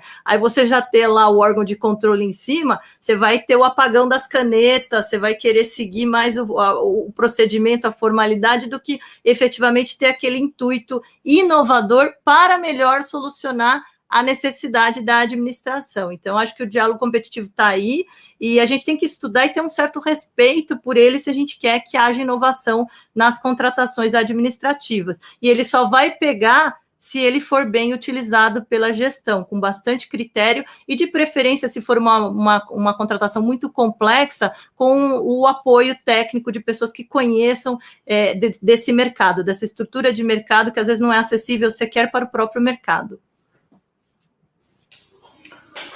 Obrigada, Irene. Bem esclarecedora a exposição da professora Irene sobre a nova modalidade de licitação. Eu queria perguntar para o Renato algo que não Marilene, posso só fazer um brevíssimo, claro, porque claro. Acho que tem nenhum espaço aqui. A Irene deu uma aula sobre diálogo competitivo, né? A única coisa que eu poderia falar, assim, agora já num tom talvez menos técnico sobre o diálogo, é que perdeu-se, assim, uma oportunidade dele ser mais aplicável, vamos dizer assim. O que eu quero dizer? Numa versão preambular do projeto, tinham equalizado as hipóteses, né, de aplicação do diálogo competitivo a valores superiores ao que hoje consta na lei das PPPs, que era 10 milhões de reais, tá? Então, só poderia usar o diálogo competitivo para valores acima. E, de novo, em 2019, eu estava nessa reunião na Câmara, teve uma decisão, né, foi um pleito de governo à época, para, cara, vamos tirar essa barreira, porque senão 10 milhões de reais, a Câmara dos Deputados mesmo, né, quantas licitações ao ano são feitas acima de 10 milhões de reais? Uma no máximo, né, é uma coisa que vai ficar muito restrita. Então, hoje, não tem limite, você vai poder fazer um diálogo competitivo para uma coisa de 100 reais, 200 reais, se quiser, tá? Estou aqui só chutando, né, só para dar uma ilustração. Mas acontece que os interregnos, os tempos do processo, continuaram como se fossem típicos de um objeto acima de 10 milhões de reais. O que eu quero dizer? Então, entenda que o diálogo competitivo, ele tem uma fase externa com 2 editais, tá? Um primeiro edital é para você fazer a pré-seleção, e essa é uma modalidade muito usada por organismos multilaterais estrangeiros, né? Banco Mundial, BID, tudo, que fazem isso para chamar uma shortlist, que eles chamam, né? Uma shortlist inicial, que é quem vai fazer o diálogo. Depois que você faz, então você tem o quê? Primeiro você vai designar uma comissão de contratação. Aí você vai fazer um edital de pré-seleção de quem vai participar do diálogo. Esse edital posto na praça, ele tem que ficar no mínimo por 25 dias úteis. Tá? É um mês aí, mais de um mês que você vai comer só antes de você ter quem vai participar do diálogo. Aí você vai partir para as rodadas de diálogo. Que, em geral, para a experiência estrangeira, você separa um dia para cada empresa, um dia e meio para cada empresa, e você vai indo de uma maneira subsequente. Então, vamos dizer, uma condição normal, você vai passar uns 20 dias úteis aí em diálogo, até você saber qual que é a solução. Aí você volta para a tua casinha e vai fazer o edital de contratação mesmo, da solução. E aí você pode ser um edital de pregão, pode ser aí que você vai saber qual o critério de julgamento. Colocado esse segundo edital na praça, são no mínimo 60 dias úteis com esse segundo edital. 60 dias úteis, cara, assim, são 3 meses. Você vai ficar 3 meses com esse edital. Então, não é, infelizmente, tirou, assim, não é a pequena inovação, ou a inovação que vai, né, ter um baixo vulto, um baixo impacto. O que, na verdade, a gente acaba usando o diálogo competitivo apenas para as inovações que a gente vai julgar antecipadamente, o que é um contrassenso com o próprio conceito de inovação, porque inovação a gente só consegue ver, né, de uma maneira a posteriori, mas você só vai usar para inovações que você consegue pré-julgar disruptivas. Então, você perde o uso do diálogo competitivo como um ferramental da inovação incremental, que talvez seja a inovação de uso mais recorrente, né, e mais, vamos dizer assim, que dialoga, mais se harmoniza com a seara pública. Então, acho que se perdeu uma oportunidade nisso aí. A gente vai ter diálogos competitivos, vai ter, mas quase no mesmo ritmo de concessões, PPPs e etc. Quando a gente vai falar de inovação, contação de inovação na nova lei, aí tem que falar de PMI, aí tem que falar de maior retorno econômico, contação integrada e do artigo 21, que possibilita o diálogo, né, com o mercado ainda na fase preparatória. Eu diria que a inovação, né, incremental, ela não vai vir do diálogo competitivo de forma nenhuma. Vai ser tipo cometa Halley no Brasil, viu? Professora Irene, quer o direito à réplica?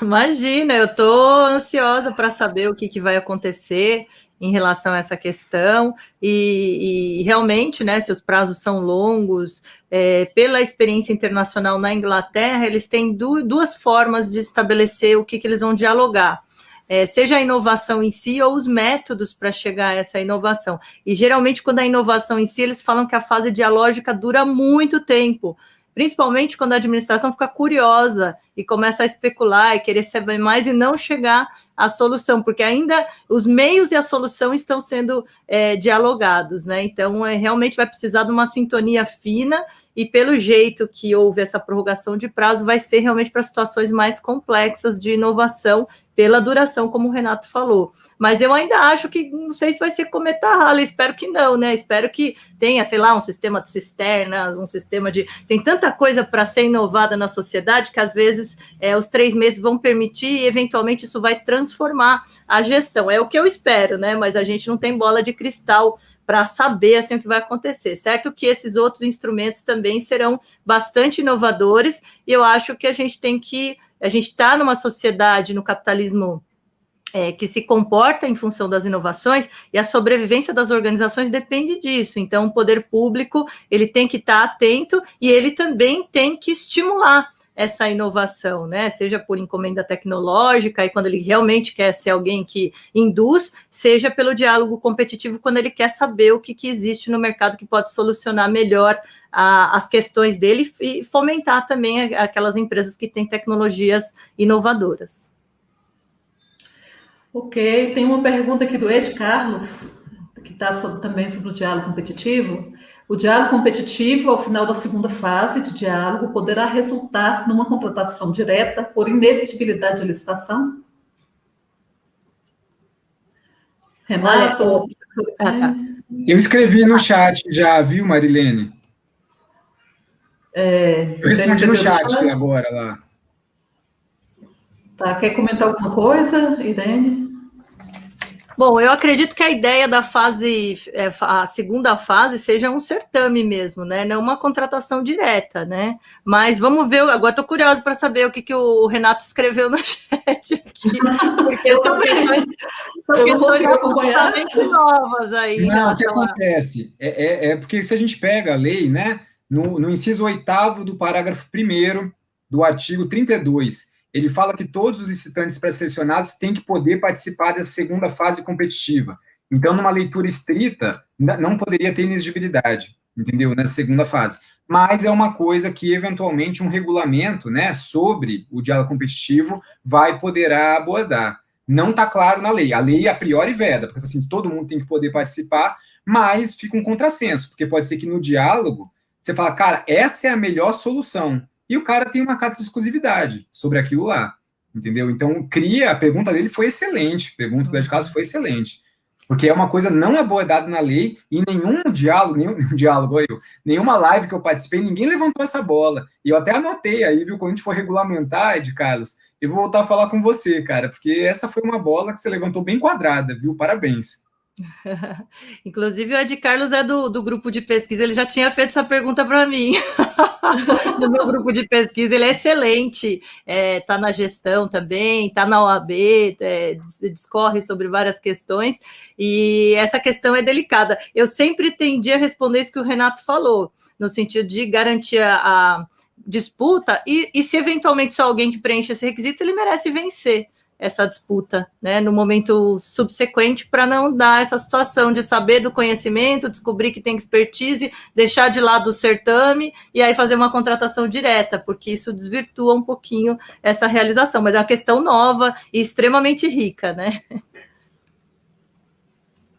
Gente, estamos explorando aqui nossos palestrantes, porque eles já estão ficando cansados, já tem 1h30, então já estamos caminhando já para o encerramento, mas eu queria pedir a opinião, ver o pensamento do Renato, né, sobre o que não necessariamente é uma mudança, na verdade não é uma mudança, e por isso mesmo tem sido objeto de muita crítica na nova lei, que é ela ter mantido as mesmas cláusulas exorbitantes da 8666, né?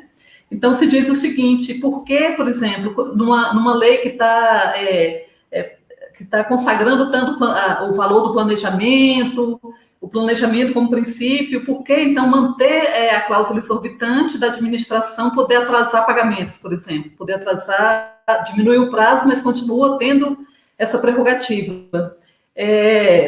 Então, queria ver com ele o que ele pensa. Uma das críticas é não ter um escalonamento dessas cláusulas exorbitantes, elas estão ali em bloco e não é previsto espécie de escalonamento. Ou seja, o que se diz é que nem todo contrato administrativo, contrato que não esteja diretamente relacionado com o interesse público primário, por que razão manter a cláusula exorbitante em totum, como foi mantida em relação à lei anterior? Bom, aí eu acho que eu posso falar, já discorrer um pouquinho sobre isso, sim, né? O que acontece? Primeiro, a gente teve, uma atenuação das cláusulas exorbitantes, tá? Minimamente, né, o exception non adimplete contractus, como se fala, né, a exceção do contrato não adimplida, cai de 90 para 60 dias, e isso aí a gente aqui mesmo no GDF viveu essa situação aí, pelo GDF, em 2015, 2016, muita empresa quebrou. E, às vezes, esses 30 dias de diferença da empresa rodando folha de pagamento, né, é uma diferença substancial. Até teve a discussão de cair para 30 dias, mas aí talvez atrairia ainda, por um aspecto próprio da administração, um risco. Mas é um passo. A gente pôde prever aqui, e não é cláusula exorbitante, obviamente, mas a lei traz um rompimento às fases de despesa pública, possibilitando aqui, tudo bem que tinha assento jurisprudencial, mas possibilita o pagamento antecipado, que também é uma regra própria mais do direito, né? A gente ter aquelas condições de aquisição e pagamento próprias aqui, como está no artigo 40 agora da lei, né? Então, a gente tem uns 2 passinhos da lei a tentar trazer práticas negociais mais próximas do setor privado.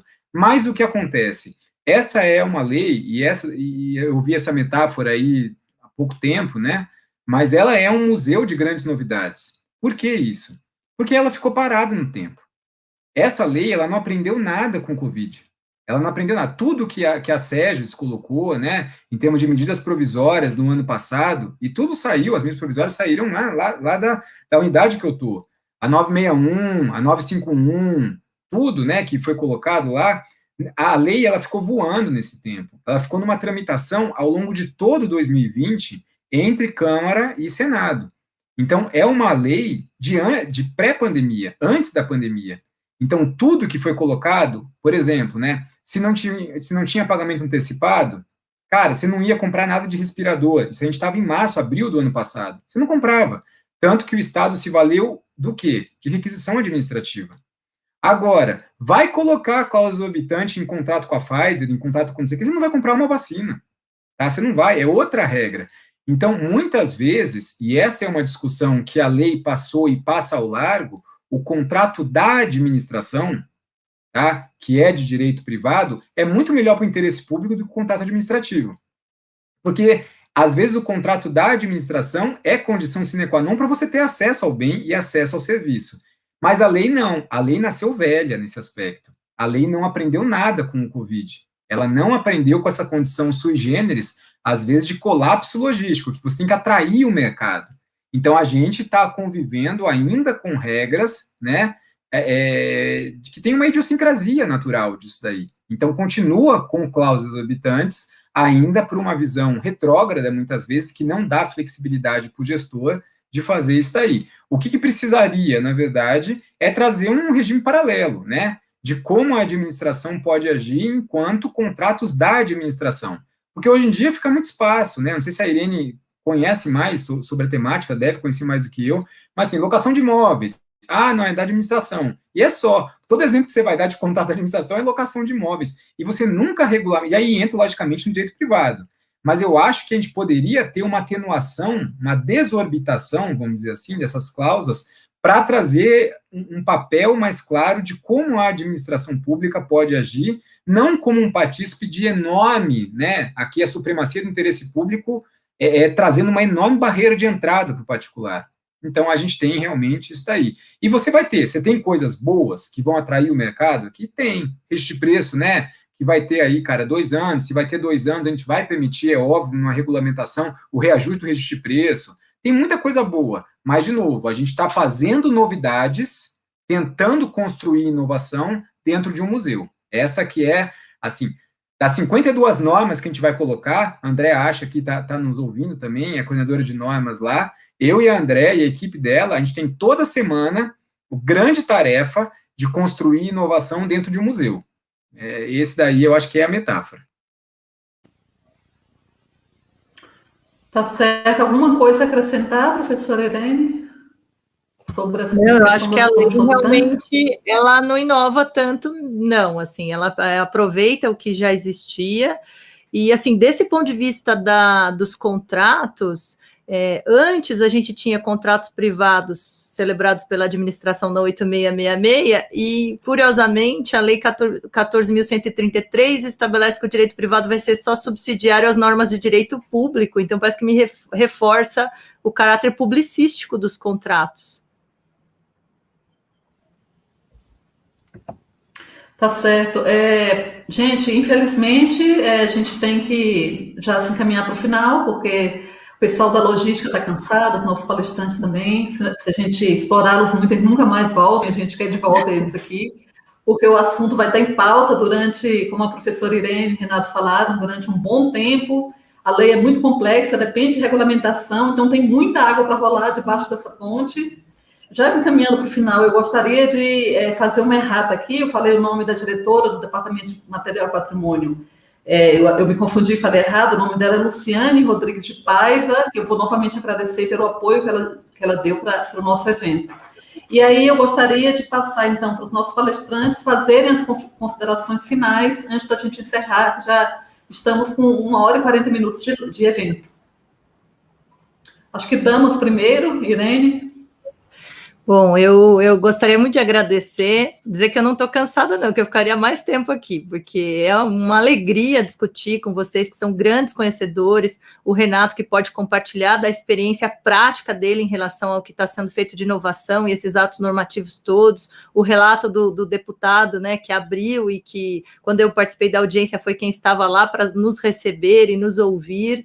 E, Marilene, você como administrativista também, conduzindo com a sua simpatia, com o seu domínio técnico, então, para mim, foi uma tarde muito agradável, não estou cansada, aceito outros convites seus aqui, sempre um prazer, e estamos todos juntos aí, começou a interpretação da nova lei, e a gente pode contribuir para isso. Eu acho que a ideia é trazer aquilo que a Lindb trouxe de importante em relação ao primado da realidade, a questão do controle, o calibramento, e focar em alguns avanços também que ocorreram, e verificar o quanto que essa lei vai promover em termos de transformação. Acho que é um ponto positivo também, só um parênteses aqui, acho que é o credenciamento, a forma como foi estabelecido para mercados voláteis, e aí o Ministério da Economia tem experiência em passagem aérea, que fica bem melhor fazer credenciamento de companhia aérea com desconto e ver o preço do dia, e isso, segundo o Marcos Nóbrega, também pode gerar a possibilidade do marketplace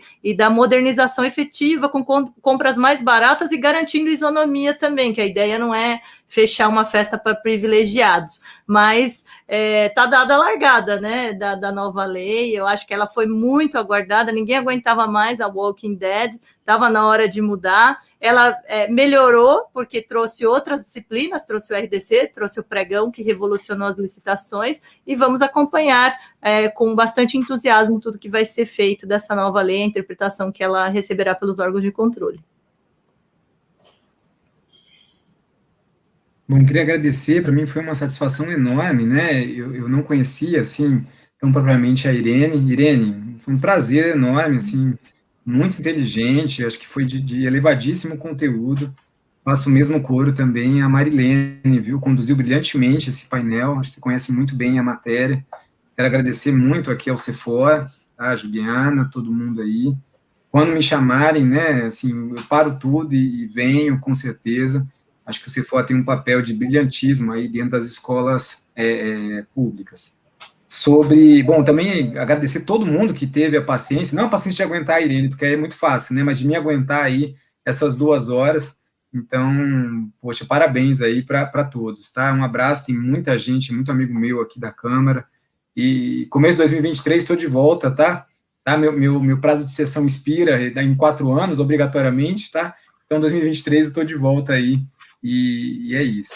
Sobre a lei, eu acho que a Irene também sintetizou muito bem. Eu acho que, na verdade, tem, obviamente, um anseio de todo mundo usar a nova lei, mas é um momento de prudência e estudo, né? Porque a partir do momento que você vai fazer, e aí eu estou falando mais, às vezes, com às vezes, municípios que a gente está vendo que estão usando a lei, e você vai fazer uma dispensa de 50 mil reais para a lei, você abraçou a lei toda, tá? Você não está fazendo uma dispensa de 50 mil reais com as regras da 8666. Então, se a empresa que você contratou atrasar, não prestar o serviço, você vai ter que abrir um processo sancionatório com uma comissão formada pela primeira vez, porque não tinha previsão, com no mínimo 2 servidores efetivos. Então, cuidado, né, que eu posso dizer, porque a lei tem caminhos que a gente está começando a ver, a gente está acendendo uma lanterna nela. Eu faço minha também as palavras do Zimmer, né, do ministro Zimmer. A gente tem que usar, tem que testar a lei. Mas eu agora, em especial, dos estados e municípios, eles reforçarem o protagonismo na regulamentação da lei. A lei abre, né, dos 57 atos infralegais que a gente tem para regulamentar, pelo menos uns 50 são descentralizados. Cada estado, cada município pode fazer o seu. Então, o grande momento agora é para prover segurança jurídica, seriam os estados e municípios se dedicarem muito bem a participar dos diálogos para a regulamentação e fazer a prática mais harmônica às suas realidades. Acho que esse é o convite que fica, e aí sim a gente vai conseguir, talvez, navegar por águas mais seguras aí nos próximos meses. Um abraço a todos, viu? Um abraço a todos, muito obrigada por nos acompanhar aqui, por nos prestigiar. Peço que compartilhem, curtam, se inscrevam no canal do CEFOA, Escola Legislativa dos Deputados. Muito obrigada a todos e até a próxima.